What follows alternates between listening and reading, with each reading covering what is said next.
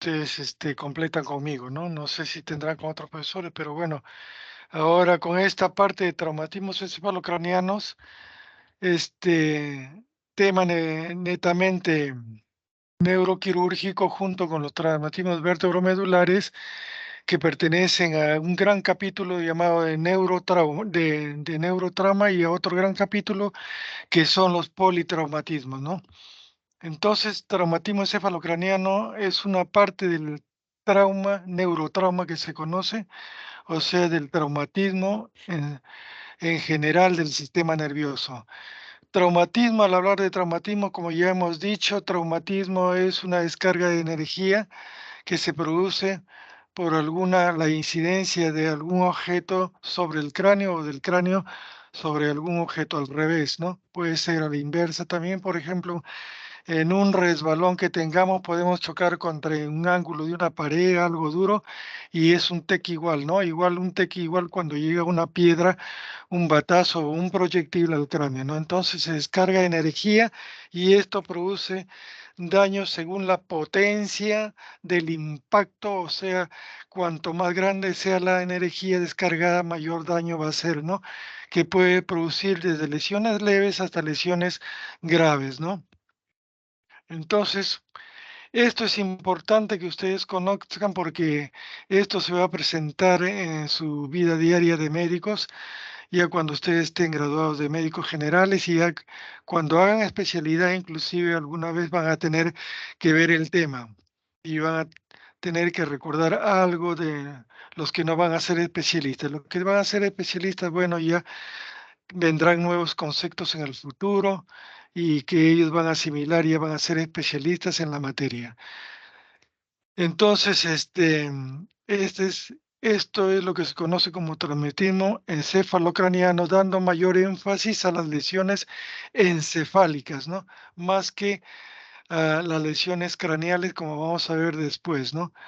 Como le decía, es importante porque esto representa, según un estudio hecho en México, la cuarta causa de muerte a nivel general, ¿no? La primera está causada por el IMA, o sea, el infarto al miocardio. La segunda está a las enfermedades vasculares cerebrales, ya sea un ACV isquémico, ya sea un ACV hemorrágico, ¿no? Son accidentes los dos, pero diferentes tipos de conceptos. En la otra causa, pues de los accidentes, en el cuarto lugar viene el traumatismo encefalocraneano. Entonces, por eso es importante, ¿no? Vamos a continuar con la exposición y vamos a definir lo que se entiende por traumatismo según las definiciones hechas por los autores, ¿no? Acá en esta diapositiva nos están diciendo que el traumatismo encefalocraneano, como sus siglas lo indica, es un trauma cráneoencefálico causado por entes mecánicos, claro, entes mecánicos que descargan energía cinética en en el cráneo y se transmite a los elementos más nobles. ¿Qué es lo que contiene la caja craneana, que es la protección? Contiene primero las meninges, contiene los nervios intracraneales, contiene el parénquima cerebral en sí, los vasos sanguíneos, las cavidades normales, etcétera, ¿no? Todo ese conjunto puede dañarse en un TEC, ¿no? Produciéndose así, si se daña una ruptura de la homeostasis, es decir, el funcionamiento normal del sistema neurológico en forma muy aguda y que incapacita al paciente momentáneamente o definitivamente, pudiendo causar la muerte instantánea o tiempo después, ¿no?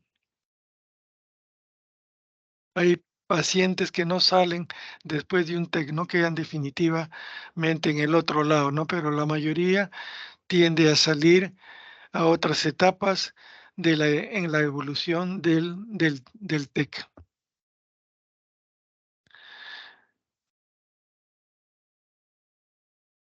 A nivel mundial, el traumatismo craneano es la causa principal de un amplio número de años potencialmente perdidos, ¿no? ¿Por qué? Porque afecta en el traumatismo encefalocraniano, afecta mayormente al grupo etario joven, ¿no?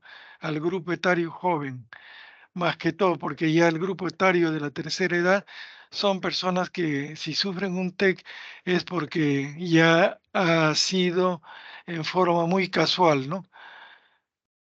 Y sobre todo para personas mayores de 65 años que ya no pueden ver o no pueden defenderse bien de una caída, ¿no? Pero estos son los menos, ¿no? Son los menos que el grupo principal, que es el grupo etario joven, ¿no? Esto en un estudio de los Estados Unidos.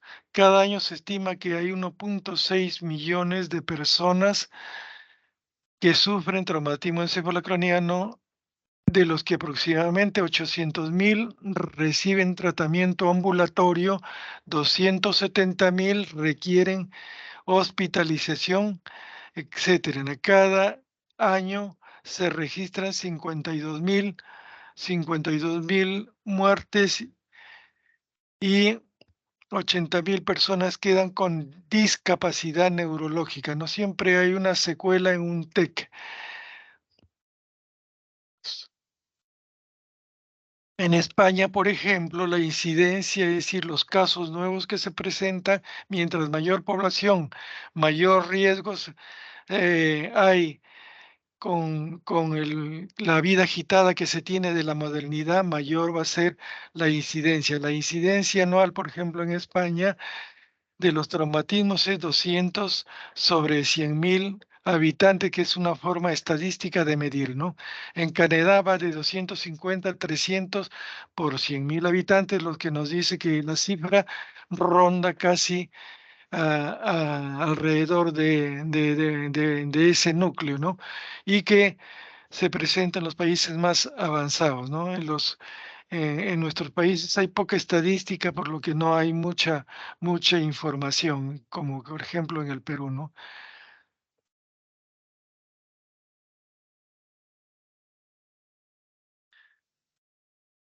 El 70% presenta una buena recuperación, ¿no? Sí, es verdad.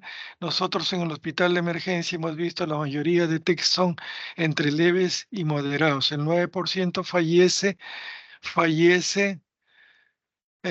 durante su estancia hospitalario, y hay un 15% restante que queda discapacitado con alguna forma moderada, grave o inclusive vegetativa, que en el curso de la evolución generalmente estos pacientes fallecen. Aunque la incidencia varía en las diferentes áreas geográficas y el número de habitantes, se estima que alrededor de 200 personas sufren TEC por cada 100.000 habitantes como promedio, ¿no? La incidencia nuevamente predomina en hombres, en varones, en una relación de 3 a 2 comparada con las mujeres, ¿no? Debido a los diferentes roles y conducta que desempeña la sociedad, ¿no? El hombre ha representado trabajo más peligroso, pero que ahora en la mujer ya se encuentra igualando, porque entran a trabajar también en, en trabajos que peligran la vida, como por ejemplo los policías, policía femenina en mayor número, aviadores, gente que maneja, mujeres que manejan maquinaria pesada, etcétera, etcétera, lo que ya produce una diferente estadística y tratando de igualar a la de los varones, ¿no?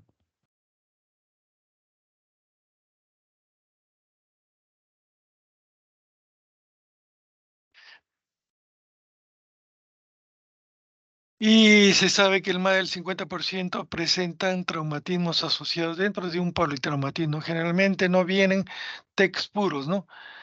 Sí vienen, en una pequeña proporción, vienen TECs solamente traumatismo encefalocraniano, pero generalmente un TEC por protocolo, ahora ya les digo, por protocolo siempre hay lesiones a veces cervicales, lo cual es importante de que un tequeado sea sea examinado en la columna vertebral, sobre todo la región cervical, que es la más importante porque podemos hacer una iatrogenia al tratar de mover el cráneo o per- eh, eh, no tener una visión que puede haber una consecuencia si es que este paciente tiene un TBM, ¿no? Que puede desprender una esquirla que seccione o lesione la médula cervical y hacemos una iatrogenia que después nos van a tenemos que responder ante un ah, acusación por inexperiencia, ¿no?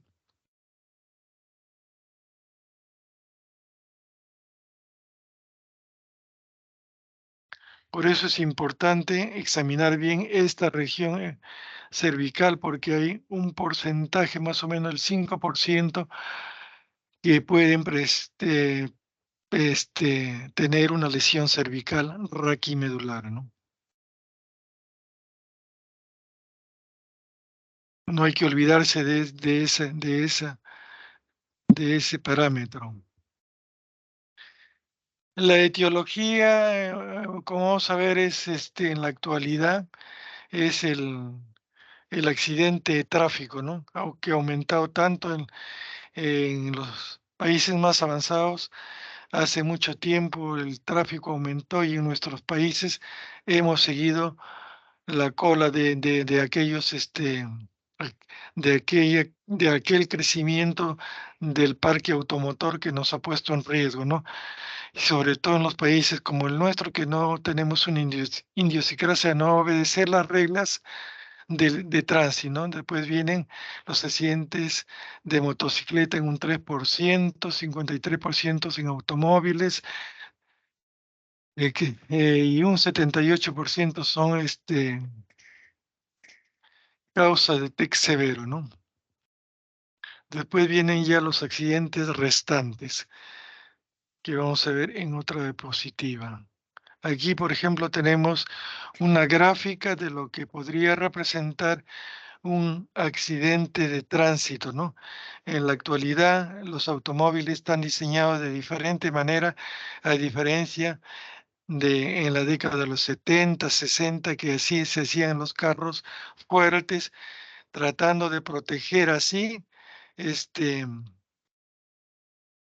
al ocupante, ¿no? Pero aún así, se llegó a la conclusión de que no representaba mucha ayuda. Entonces los ingenieros trataron de hacer vehículos ahora que se arruguen como acordeón, como en este caso los vehículos modernos, y que al arrugarse el metal absorbe energía y protege mejor a su ocupante, ¿no? Aparte están las bolsas que en la actualidad, las bolsas de aire, los airbag y, y también los cinturones de seguridad, ¿no? Que protegen al paciente tanto al piloto, al copiloto y a los pasajeros que van atrás, ¿no? Sobre todo los pasajeros detrás, si son niños, tienen que vivir encintados, porque un accidente de este tipo, si no están encintados, pueden salir como misiles, golpear la nuca del piloto o el copiloto o salir disparados por el parabrisas anterior y lo cual le va a ocasionar la muerte o un TEC severo. Entonces, esto es lo que representa los accidentes automotores, la primera causa de traumatismos y vertebrales también. La clasificación, entonces, ¿cómo clasificamos a un TAC? Tenemos que clasificar para poder conversar con, con,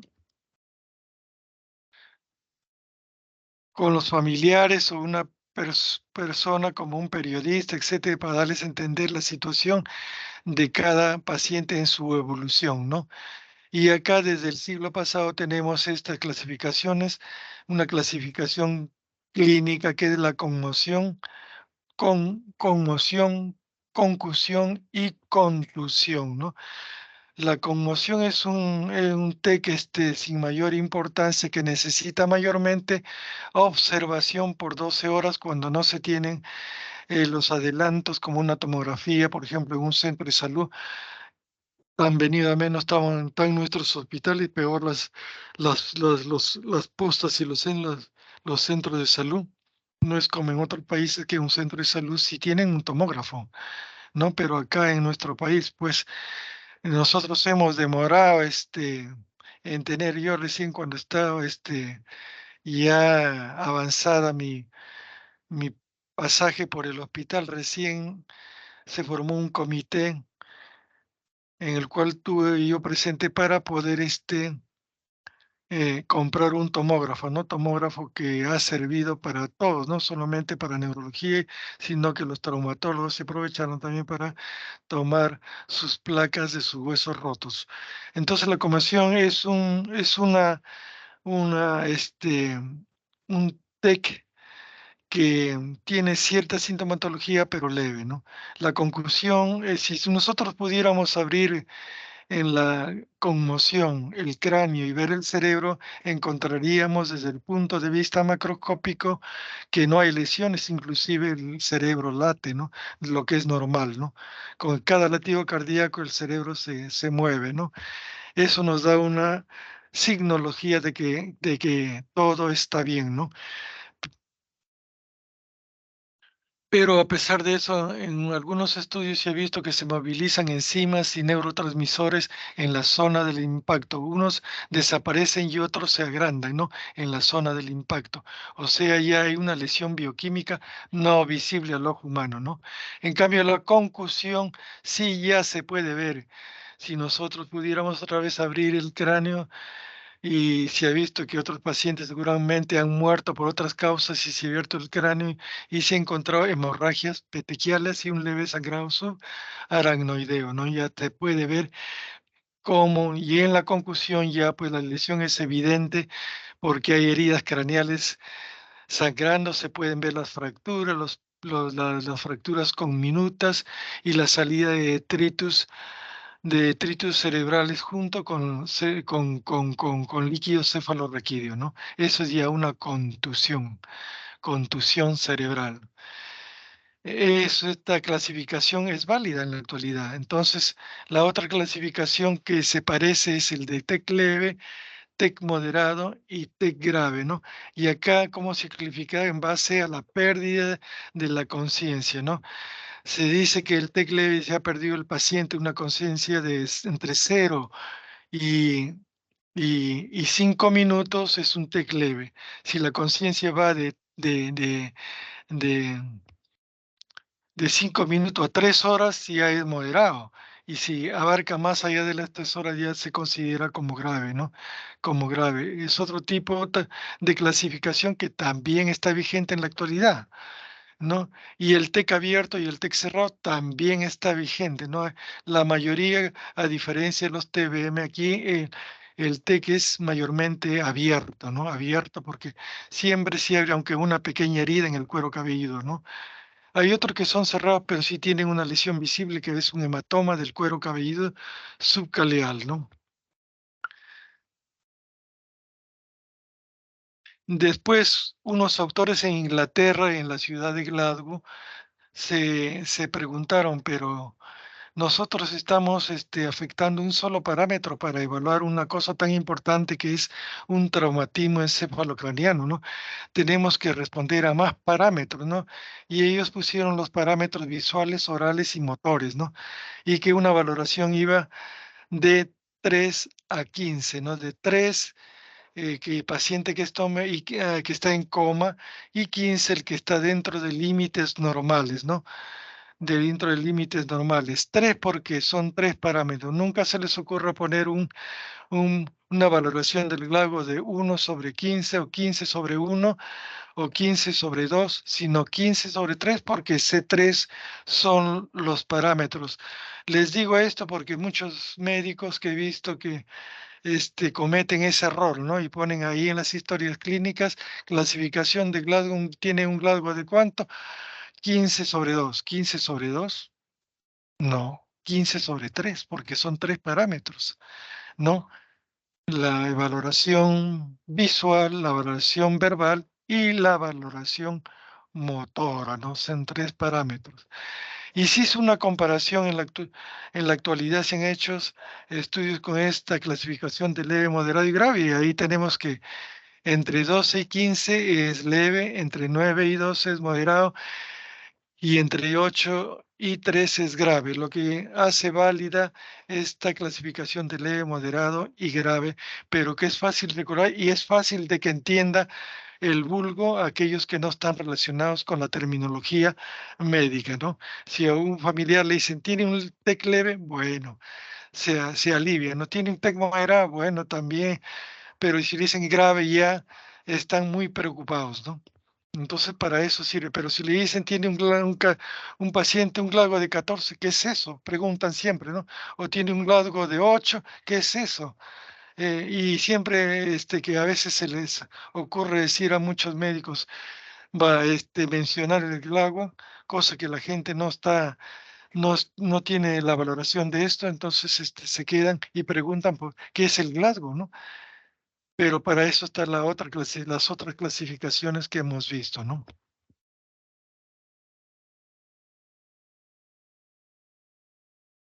Acá la fisiopatogenia está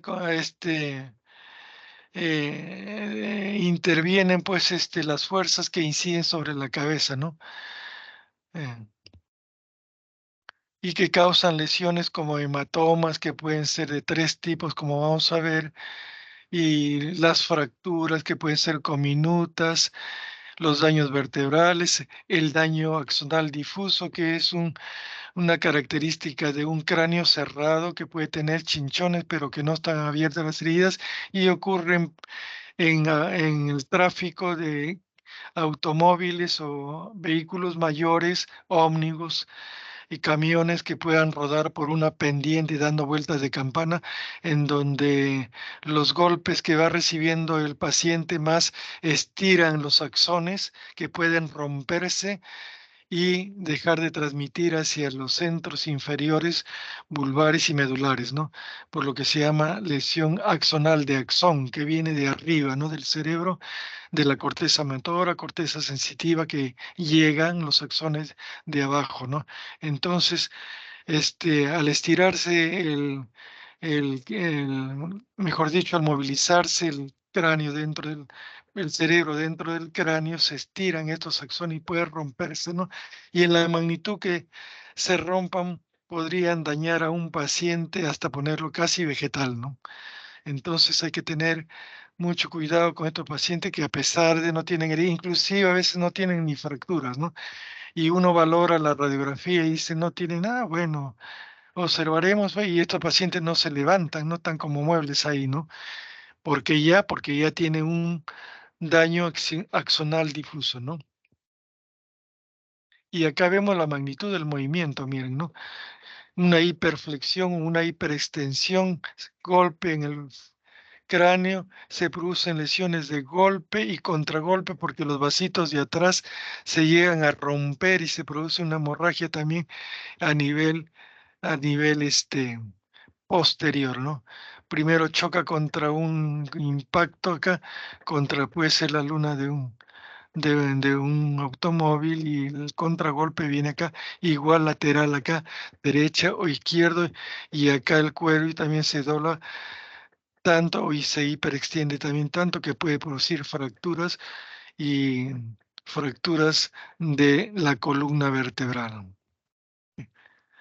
Acá tenemos, por ejemplo, el estallido, una contusión cerebral cuando choca con un impacto acá con algo duro, ¿no? Y se produce una lesión de golpe acá y una de contragolpe acá. Pero si el golpe es posterior, entonces acá es a la inversa, ¿no?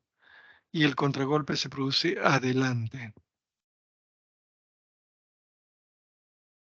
Y acá estamos viéndolo en un gráfico, ¿no? Cómo el cerebro se mueve y se arrastra, sobre todo acá en la región de la base, se arrastra y choca con los huesos de la rugosidad de la base, ¿no? Como el esfenoides, por decir la silla turca, etcétera. Y se ponen lesiones del lóbulo temporal, sobre todo la punta del temporal, que aquí no está graficada, pero que sí se produce.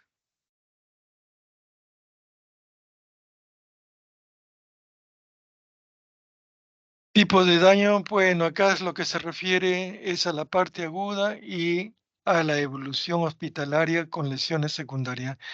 ¿En qué se produce en el momento primario, así cuando recibe laceración del cuero cabelludo? Por ejemplo, una piedra que cae, rápidamente el cuero cabelludo soporta el primer impacto, viene la fractura de cráneo, esta lacera el cerebro, la meninge, el cerebro, viene la lesión axonal difusa, si es que viene, y la lesión vascular también se presenta, provocando hemorragias intraparenquimales o epidurales o subdurales, como vamos a ver. Una vez que ha pasado estas lesiones primarias y es hospitalizado el paciente, ya viene lo que es la evolución de la cascada inflamatoria que se produce. Primero se salen neurotransmisores, salen sustancias químicas que producen vasoespasmo, que producen angostamiento de los vasos dentro de los primeros 7 días, las hemorragias se acumulan y eso aumenta la presión intracraneal comprime el cerebro, hay menos irrigación, más isquemia y se presenta el edema cerebral que contribuye a la hipertensión no craneal. Es aquí donde el organismo pasa su defensa, aumentando la presión sistémica para poder vencer la resistencia a la irrigación que está arriba. No se igualan las presiones tanto intracraneales como la sistémica que viene del corazón y ya la sangre no fluye. Ustedes saben que tiene que haber una gradiente para que la sangre fluya, ¿no? Si la presión intracraneal es mayor o acarrea un, un desplazamiento hacia abajo, con el caso de los pilotos, por ejemplo, los pilotos, sobre todo los de combate, que tienen un arnés, un pantalón especial con bolsas, que cuando ascienden pueden afectar tan bruscamente y toda la sangre se va para abajo, desproveyendo de esta al, al cerebro. Entonces ocurre lo que se llama blackout, ¿no? Un ennegrecimiento momentáneo de la visión y no ven, ¿no? No se ve porque está deprimida la, la, la, la presión sanguínea a nivel cerebral, ¿no? Y después, bueno, se recupera rápidamente cuando ya se normaliza el movimiento, ¿no? Igual cuando van de picado, ¿no? Y, y así, este, cuando se produce el igualamiento de la presión, entonces ya no fluye, el cerebro no late y hay que romper ese círculo vicioso con un tratamiento rápido para poder llegar a que el paciente fluya esto y ya con el tratamiento, ¿no? Por eso es importante romper este síndrome eh, de, de hipertensión endocraniana, ¿no? Endocraniana con el tratamiento rápido en cuanto llegue el paciente, ¿no? Para proporcionalmente que evite un vasoespasmo o que evite que evite la isquemia y el infarto cerebral también, ¿no?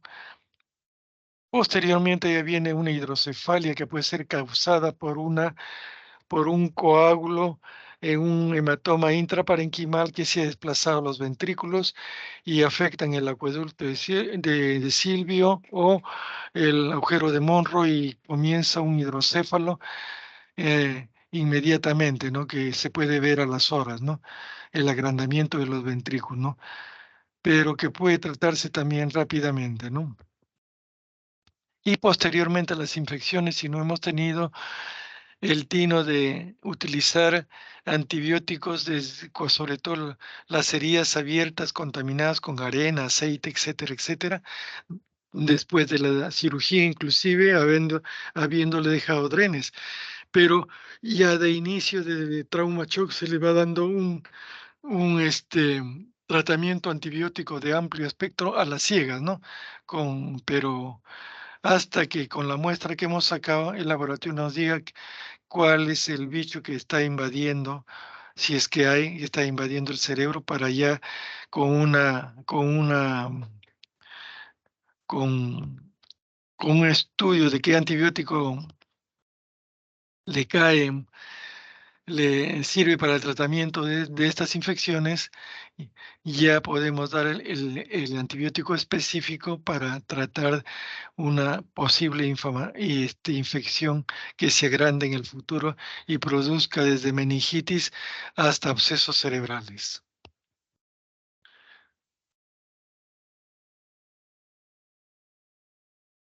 Acá tenemos, por ejemplo, lo que les decía, ¿no? El concepto de TEC es daño cerebral. Acá tenemos más que las fracturas, ¿no? Miren acá, la flecha negra señala una fractura que va de arriba del occipital y se va hacia la concha del temporal, ¿no? Es una fisura, ¿no? Esta fisura muchas veces hemos visto que va desde acá hasta acá o a la inversa, ¿no? Frontal hacia el lado, o sea, así en forma horizontal, perpendicular al plano del cráneo. Entonces, estos pacientes, muchas veces están, en grado 13, 14 y hasta 15. Dan todos sus datos, dicen que no tienen náuseas, que quieren irse a su casa porque ha dejado a su hijito que para que va a ir a la escuela, tiene que comer o tiene que alimentar a sus animales o tiene que trabajar, etcétera, etcétera, y quieren salir del hospital. Salir del hospital, le dicen, no puede salir, está en observación, usted no quieren salir y algunos se escapan, ¿ah? Se le escapan, ¿no? Cuando ellos quieren salir y a tanta insistencia, hay un documento que tienen que firmar bajo responsabilidad delante de la policía de que ellos salen por su voluntad y, y le quitan la responsabilidad al médico y al hospital, ¿no? Si algo se produce, ustedes firmaron este consentimiento informado que se llama para poder salir, ¿no?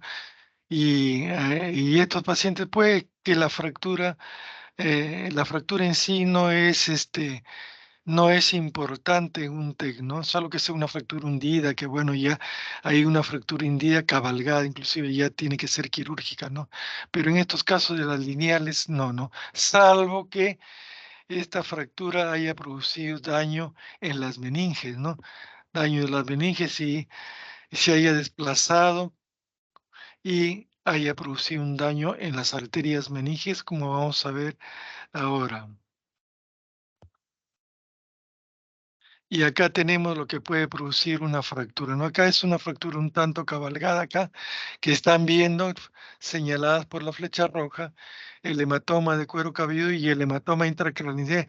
Este es el hematoma, como se dice, epidural que está por encima de la dura madre. La dura madre, lo que pasa es que este hueso ha cortado las arterias meníngeas que suben por uno de los redondos de los agujeros redondos de la base y tiene a forma de un árbol, las arterias más gruesas, el tronco, y las más finas se van afinando hasta llegar a la línea sagital media donde está el seno longitudinal superior, ¿no? Entonces acá es donde se hacen finas, ¿no? A 2 centímetros del seno longitudinal superior o de la división de meningia de la meninge que está acá, sagital. Entonces acá se hacen más finas, ¿no? Pero cuando se corta más en la parte media, en cuanto a la altura, se rompen ya vasos importantes y esta arteria comienza a chisguetear dentro de la cavidad, ¿no? Por eso es que que, que estos pacientes en los primeros momentos están bien, teóricamente, ¿no? Pero que después de un tiempo ya comienzan a sentirse más y, y, y pueden llegar a estar en un compromiso severo, ¿no? Aquí les cuento lo que ocurrió con un paciente en un caso real que se presentó con un hematoma de este tipo, ¿no? Un motociclista que iba por la vía expresa cerca del puente Ricardo Palma derrapó su motocicleta. El motociclista rodó por la pista, se le salió el casco, la motocicleta fue, felizmente que en ese tiempo no había mucho tráfico como ahora, ¿no? Los pasajeros se embarcaban también en la parte media, pero ahí en la pista abajo, ¿no? y se acercaron, llamaron por teléfono a los bomberos, vinieron los bomberos, lo levantaron al paciente y le hicieron preguntas y el paciente respondía, ¿no?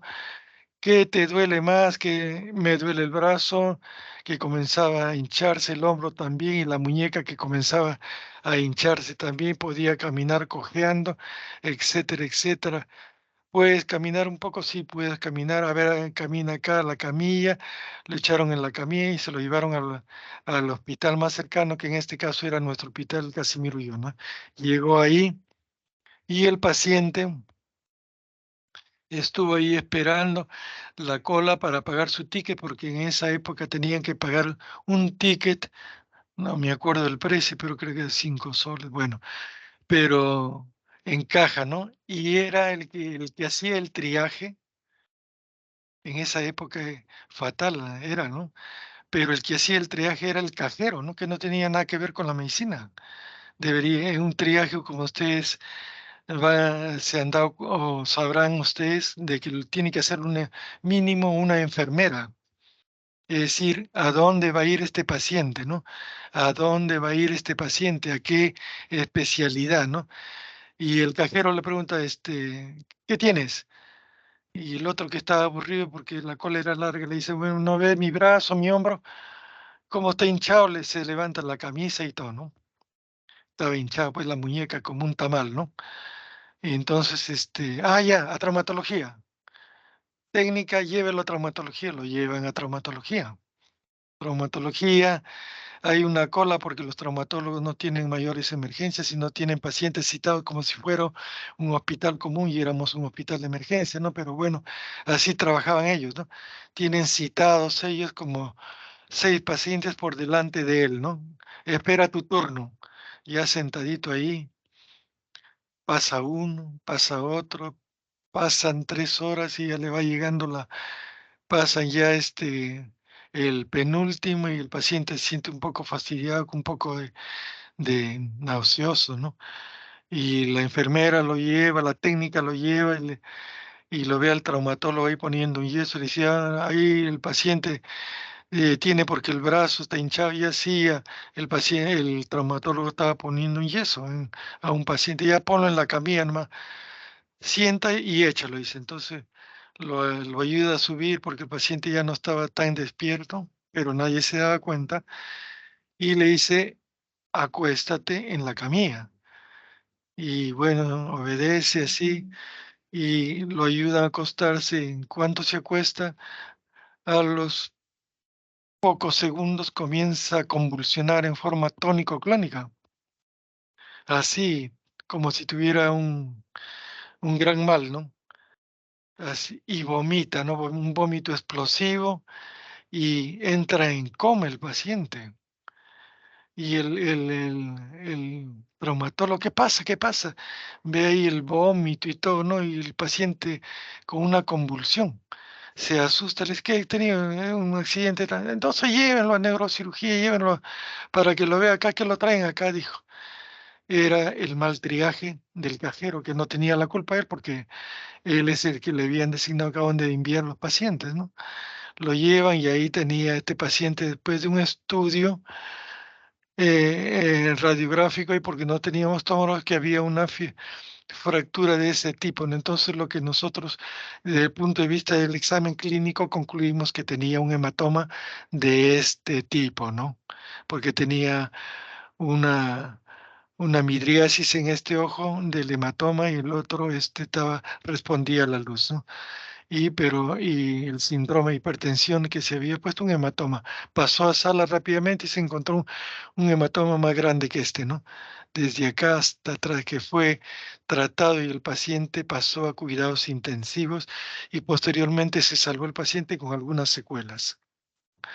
Este es un caso real de un traumatismo encefalocraniano y que también va en configuración con lo que se denomina espacio libre de Petit, que es el espacio de tiempo entre que el paciente está normal y el coma, ¿no? El coma, ese es el espacio libre mientras se va llenando el hematoma, va produciendo un aplastamiento del cerebro que al final puede enclavar al cerebro porque hernias del cerebelosas bajan y aprietan el tronco cerebral y este se produce con una isquemia, lo estira, hay una isquemia, un infarto cerebral y un paro cardiorrespiratorio.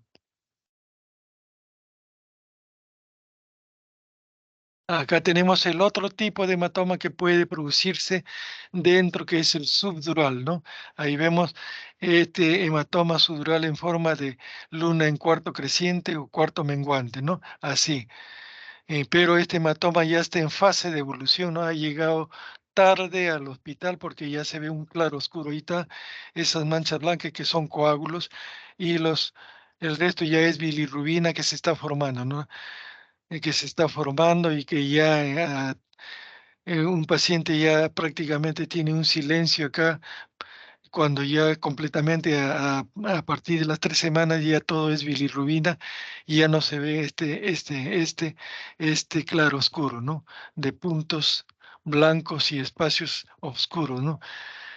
Esto nos quiere decir que este paciente también todavía se conserva el hematoma de cuero cabelludo, podrá tener una semana por ahí, pero que necesita de todas maneras, es desde el punto de vista quirúrgico, un tratamiento quirúrgico, ¿no? Este es un hematoma subdural. El primero, el epidural tiene sangrado arterial, de origen de sangrado arterial, y este es sangrado venoso más lento y se va acumulando la sangre en forma más lenta por lo que tiene mayor incidencia y nos da más tiempo para la cirugía, ¿no? Porque mire, ha llegado este paciente, ahí algunos son más violentos, ¿no? Pero este paciente ha llegado ya con una evolución, ya se está transformando en bilirrubina en los coágulos, ¿no? Y el otro es el intraparenquimal, como acá. También los mismos puntitos que son coagulitos, pero no tiene la forma del anterior, ¿no? Es un estallamiento del lóbulo frontal como si fuera una explosión y que ha disparado estos coagulitos. El tratamiento de estos pacientes, si es en esta placa, por ejemplo, es tratamiento médico, ¿no? Porque no se puede entrar a sacar, salvo que se produzca un edema grande, que ya se necesita una descompresión, una cirugía descompresiva. Y acá tenemos lo mismo, un hematomita intraparenquimal pequeño que está en evolución, puesto que los ventrículos están normales, los surcos, el resto del parénquima están normal, se ven los plexos coroideos que producen el líquido subarachnoideo y los ventrículos teóricamente de tamaño normal. Entonces, esto para mí es tratamiento médico, salvo que crezca más, ¿no? Acá una cirugía descompresiva que se hace en donde se saca la plaqueta ósea desde acá hasta abajo. Debe ser más amplia, cerca de la línea media sagital, acá, por ejemplo, hasta acá, cerca de la línea media, para que el cerebro salga con facilidad, ¿no? Vemos que se produce un efecto de arrastramiento y por ese arrastramiento el ventrículo crece también. Y acá un elemento extraño, ¿no? Un elemento extraño que vamos a ver qué cosa es en las placas, sigue viéndose acá en el diencéfalo, no debería estar ahí, debería estar acá, ¿no? Acá o acá, pero bueno, no se sabe por qué está ahí, ¿no? Igual acá está, miren, el diencéfalo y la cavidad está acá, ¿no? La cavidad está acá y el cerebro se ido para acá, ¿no? Está arrastrado hacia ese lado. Y acá vemos que es una sonda que entra por el lóbulo occipital, no sé, es otro paciente, pero que han tratado de hacer es sacarle el líquido de acá de una encefalomalacia, pero ¿por qué le han hecho acá? No entiendo, ¿no? O sea, ha corrido de acá a acá, pero en todo caso la sonda debió haber entrado por acá, no por acá en la región occipital. Si esto lo ve otro neurocirujano y dice que es así, y un abogado se entera, es el cirujano que ha hecho esto, va a pagar pato. Lo van a llamar, lo van a fastidiar, le van a sacar plata, etcétera, etcétera. La alteración molecular se refieren a todos las sustancias bioquímicas que producen este, ese edema cerebral y más isquemia, ¿no? Desde las especies reactivas de oxígeno, pasando por el ácido caínico, el NMDA, la fosfolipasa, el ácido araquidónico, y que producen alteraciones a nivel de membrana, producen astrogliosis que dañan el parénquima cerebral, ¿no? Entonces, esto es la cascada, la famosa cascada inflamatoria, ¿no? Que lo pueden encontrar en cualquier libro, ¿no? Y que hay que romper esta cascada para evitar que se produzca más daño. Igual, ¿no? Hay también alteración en el potasio, en el sodio, hay entrada de calcio en las arterias que producen daños también en la fosforilación oxidativa que se disminuye y la generación de eros y la biosíntesis de ADN y ARN ya en el daño celular. Acá es importante ver la evolución de los T graves cuando un paciente llega en T grave. Como les digo, tiene una lesión primaria, a eso se refiere y se le ha denominado en este estudio una etapa neurovegetativa, ¿no? Se llama así porque al parecer se suspende toda actividad neurológica, ¿no? Hasta la etapa vegetativa, que es la que mantiene el corazón latiendo y la respiración, ¿no? Aquellos que tienen esta etapa neurovegetativa pasan rápidamente a la etapa del coma, ¿no? En segundos pasan a la etapa del coma, pero aquellos que no salen de esta etapa se llaman muerte súbita, ¿no? Que se produce también, ¿no? Esos pacientes ya no se van a levantar nunca más, ¿no? O sea, la muerte les ha llegado, ¿no? Les ha llegado por un traumatismo severo. Los que pasan a la etapa del coma, que son la mayoría, este coma puede durar desde horas, minutos, horas, hasta meses, ¿no? Y después van pasando a la siguiente etapa, que es la etapa de excitación psicomotriz, que el paciente ya está despierto, pero que no está decorticado prácticamente, no tiene control cortical y hay una excitación psicomotriz. Ven el paciente gritando, insultando a todo el mundo, lisuras que no podemos reproducir ante cualquier persona que se le presente, sacan la sonda y tiene que estar amarrado porque no podemos sedarlo en esas primeras etapas, puesto que podemos enmascarar un cuadro. Ya después se puede sedar cuando ya hemos visto desde el punto de vista tomográfico que este paciente no tiene mayor lesiones quirúrgicas, ¿no? Y la cuarta etapa es la etapa del automatismo. Ya ha salido, este paciente ya reconoce a su médico, reconoce a sus familiares, su mamá, su hermana, su padre, quien vaya a visitarlo, a sus amistades, etcétera, etcétera, y que se le llama de automatismo porque tiene cierto movimiento automático motor, ¿no? Se agarra la nariz con frecuencia, la oreja, mueve las piernas, etcétera, etcétera, etcétera, ¿no? Y por último, ya viene la etapa de recuperación donde el paciente ya se encuentra en fase de alta. El cuadro clínico, lo más importante en el cuadro clínico es ver los trastornos de conciencia, ¿no? Cómo llega un paciente, llega, por ejemplo, caminando con todas sus funciones y para observación, o llega con ciertas náuseas, mareos, etcétera, un TEC moderado y entra para estudio.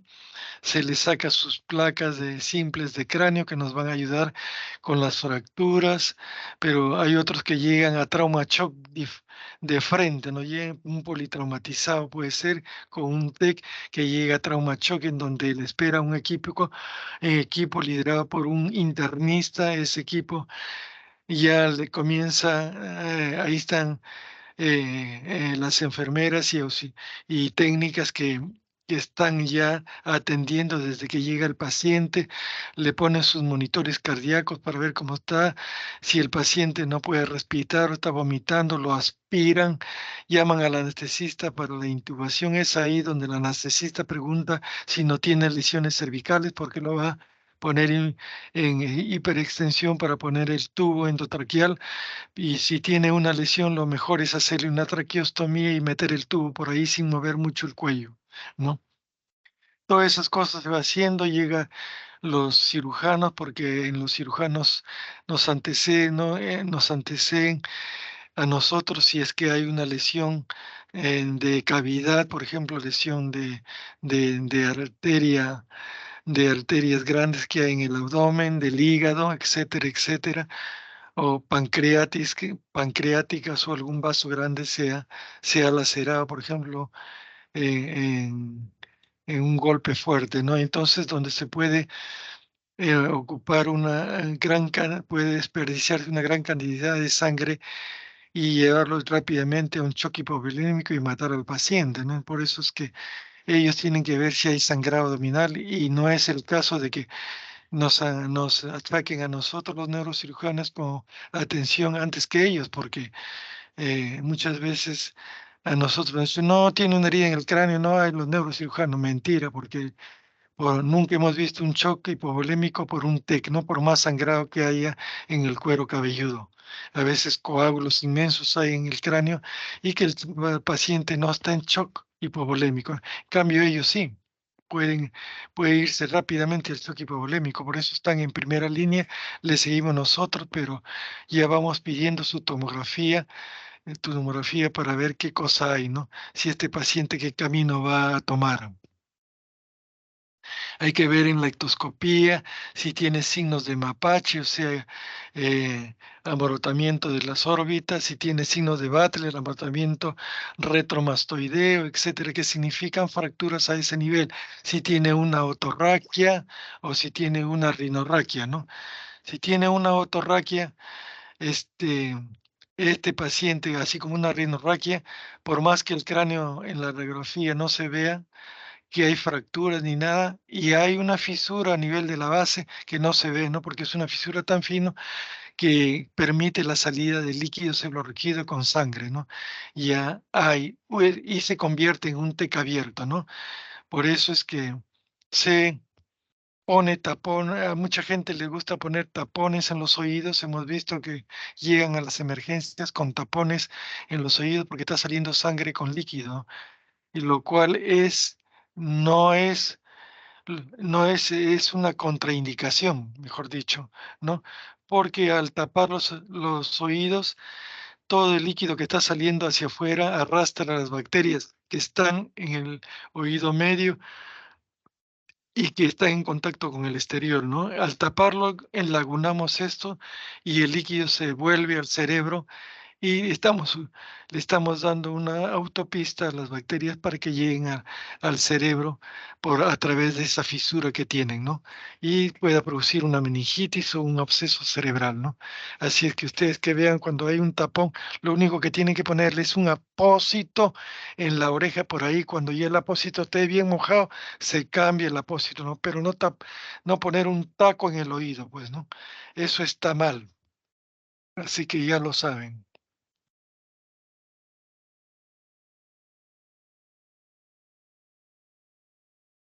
Mm. Bueno, las heridas por arma de fuego son importantes también porque esto se produce más en las guerras, ¿no? Cuando hay un conflicto entre dos países o cuando hay una contienda militar, ¿no?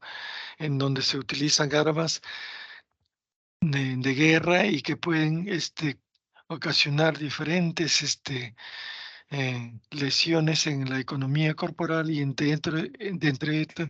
de ellas el cráneo, ¿no?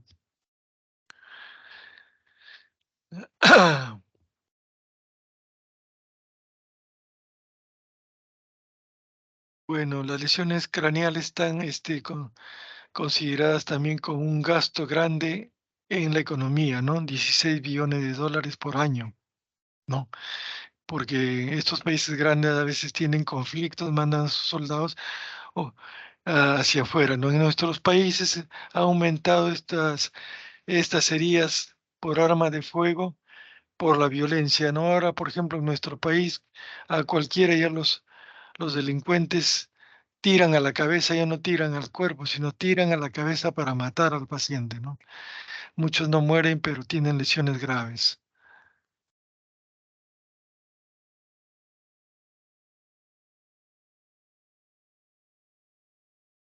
Dice acá, siendo que hay un 30% que llega con vida a los hospitales en países de alta violencia, por ejemplo, ha sido Colombia, pero nosotros ya lo estamos igualando. Estos te representan el 70% de las emergencias. El grupo etario está entre 18 y 55 años, ¿no? De edad. Y está subiendo más hasta a los 60 años, etcétera, ¿no? Porque la violencia no tiene edad, ¿no? Inclusive los niños, ¿no? Las vías de ingreso son diferentes, pueden ser frontales, bitemporales, los suicidas, por ejemplo, lesiones temporales con heridas de entrada y salida de proyectiles, ¿no? Así para matarse, ¿no?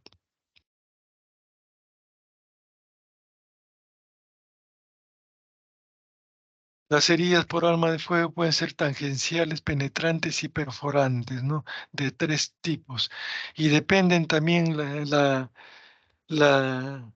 las heridas por PAF, dependen de la potencia con que impacta el cráneo, ¿no? Y la potencia depende del arma que se dispara y su distancia, ¿no? Su radiodirección. Por ejemplo, las armas civiles, dentro de su radiodirección, pueden penetrar en la cavidad craneana, pero a veces tienen tienen orificio de entrada, pero no de salida, ¿no? Y producen un surco que daña las neuronas a ese nivel del surco, ¿no? Pero aquellas que tienen ya armas de mayor velocidad, por ejemplo, estas armas civiles tienen 400 a 450 metros por segundo de velocidad, ¿no? En cambio, los FALS y otras armas de guerra, el FAL es el fusil automático ligero, tiene mayor velocidad, 750, 800, y eso sí pueden perforar la parte contraria, ¿no? Y el daño del surco ya no se circunscribe al surco, sino la, el daño está más allá de ese surco en todas las membranas celulares alrededor del surco, ¿no? O sea, es una lesión mayor, ¿no? Por el estallido que se produce dentro por la velocidad de la bala, ¿no?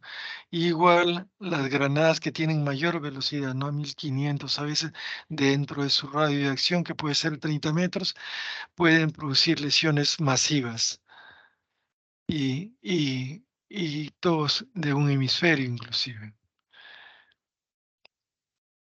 Bueno, acá tenemos la característica en una tomografía de los rayos que se producen cuando se tiene un proyectil por arma de fuego, ¿no? Van a ver esto que lo característica que son como rayos que se desprenden, ¿no? Acá hay un fragmento de bala, acá hay otro fragmento de bala, ¿no?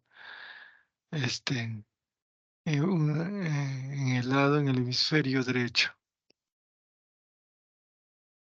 Acá lo que puede producirse son fracturas a distancia en un preparado anatómico y la fractura conminuta que se produce a nivel de entrada y que a posterior probablemente ha salido ahí, ¿no? Pero también los tipos de fractura craneal que se han producido, ¿no? Miren, ¿no?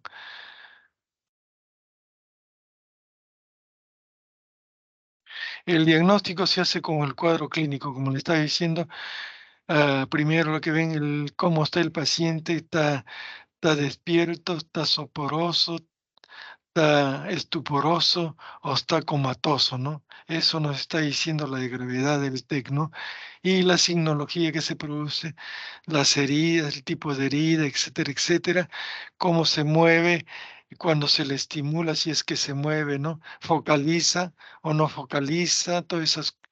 Y después vienen los exámenes que de auxiliares, uno de los cuales y los más importantes es los exámenes de imagenología, ¿no? Desde las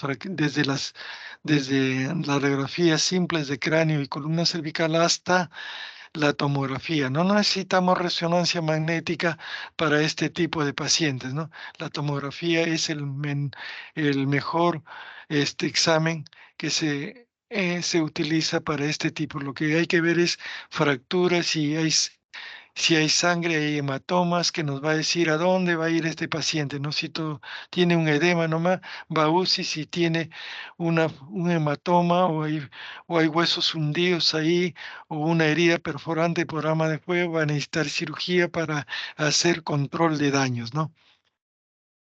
Los exámenes de laboratorio que se hacen desde que el paciente llega a trauma shock es importante para ver si este paciente está anémico, tiene bajas plaquetas, todo para que en el momento de la cirugía se le ponga en ese momento, ¿no? Las plaquetas, sobre todo, para evitar mayor sangrado, ¿no?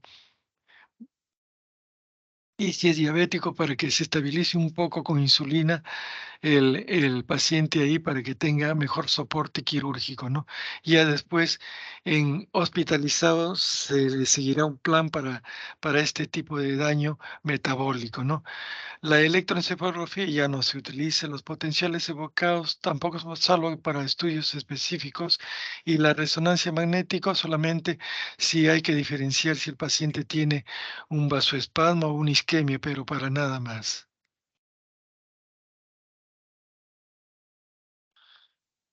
El tratamiento, lo primero, que los pacientes con un TEC leve, observación, ¿no? Si el paciente se deprime, mandarlo a hacerle una tomografía, etcétera, etcétera, para ver si hay daño, ¿no? Pero si no hay, no más. La tomografía no es un examen inicuo, ¿ah? Es un examen que, si uno repite, sobre todo en los niños, puede producirse a lo largo de 8 o 10 años tumores cerebrales por haberse irradiado con bastante frecuencia, ¿no? Entonces, la tomografía produce una radiación más importante que una placa simple de cráneo, ¿no? ¿Y por qué? Porque dura un tiempo mayor mientras se realizan los cortes, ¿no? Pero sí es importante, ¿no? Si un paciente, he visto que pacientes que han recibido durante su evolución estancias hospitalarias hasta 80 tomografías, el colmo, pero así lo han indicado, ¿no? Y felizmente, no digo felizmente, no, sino que el paciente ha fallecido, ¿no? Porque si tenía un futuro, de repente podría desarrollar un tumor cerebral, ¿no? Un tumor cerebral, ¿no? Entonces, si el paciente es un TEC moderado, y se le hace ya desde inicio sus exámenes auxiliares, y se le puede hospitalizar para monitorearlo desde el punto de vista de hospitalización, ¿no?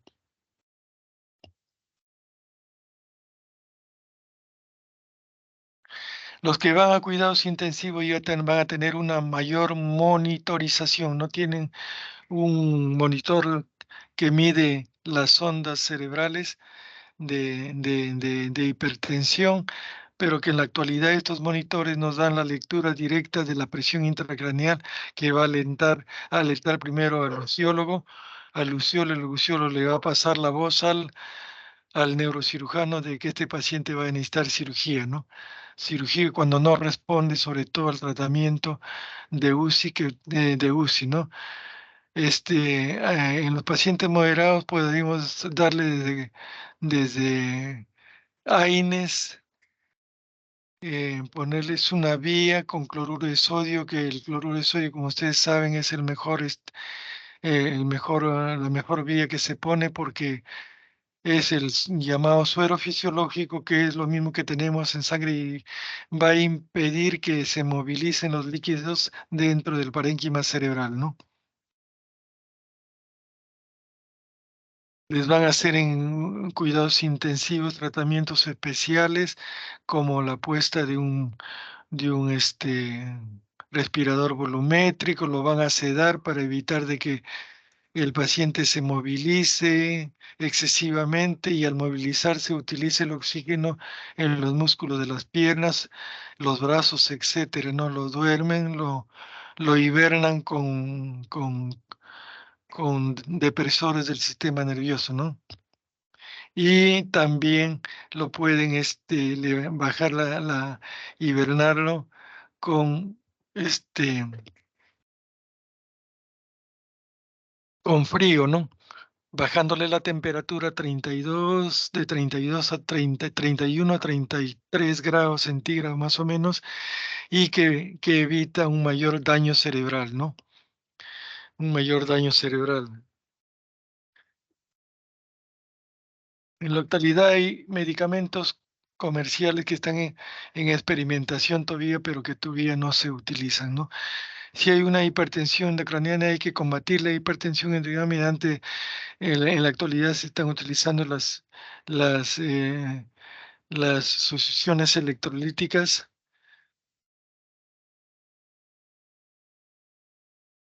y antiguamente se utilizaba el mannitol de dosis de 300 a 200 a 300 centímetros cúbicos en bolo cada 4 o 6 horas, ¿no? O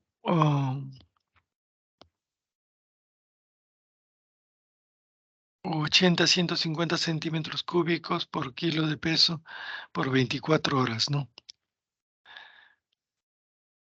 Para poder sacar líquido, el manitol se ha utilizado desde mucho antes en el siglo pasado, puesto que fue el único medicamento que sacaba agua del parénquima cerebral y evitaba una hipertensión endocraniana, ¿no? Aparte de ponerle oxígeno y otras cosas, y sangre si ha perdido hemoglobina también para que pueda hacer la hemoglobina transportar el oxígeno hacia el cerebro, ¿no?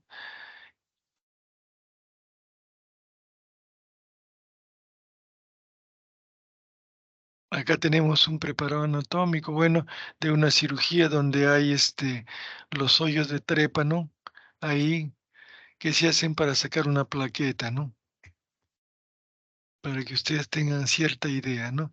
Acá una cirugía de cráneo, acá ustedes están viendo las venas, las arterias, y las meninges brillando ahí abajo está el cerebro, ¿no? Una pinza de monopolar que está la negra y una pinza bipolar que tiene una coagulación más puntual, ¿no? Acá está el hueso, el músculo y el cuero cabelludo ahí eh, hemostaciado por los ganchos, unos clips de rana y se llaman de plástico, ¿no? Para evitar poner pinzas, mosquitos ahí, se pone esto y que va durante la operación evite el sangrado, ¿no? Y aparte, cuando se saca el clip, lo que sangra se coagula con el monopolar, ¿no?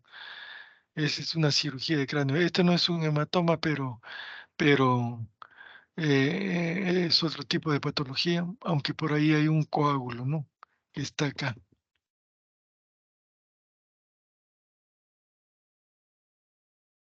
Puede ser es un coágulo epidural en todo caso.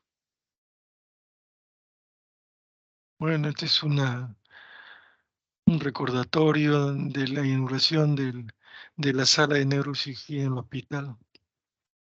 Está el doctor Muscón, está la vicepresidenta y estoy yo, ¿no? Cuando estaba en la jefatura de neurocirugía. Acá un paciente con una sonda, miren la herida, siempre de este tipo con la concavidad hacia abajo, para, no se puede hacer un corte así del cuero cabelludo, puesto que estamos cortando los troncos principales, ¿no? Entonces se trata de evitar, de cortar los troncos más finos, ¿no? Y evitar que el cuero cabelludo se desvitalice, ¿no? Desvitalice y la cicatrización sea mala, ¿no? Acá tenemos una sonda que va a una bolsa urinaria, seguramente en precaución porque le han puesto por que no se ha podido hemostaciar bien, ¿no? Bueno, yo creo que no hay más. No sé si tienen alguna pregunta.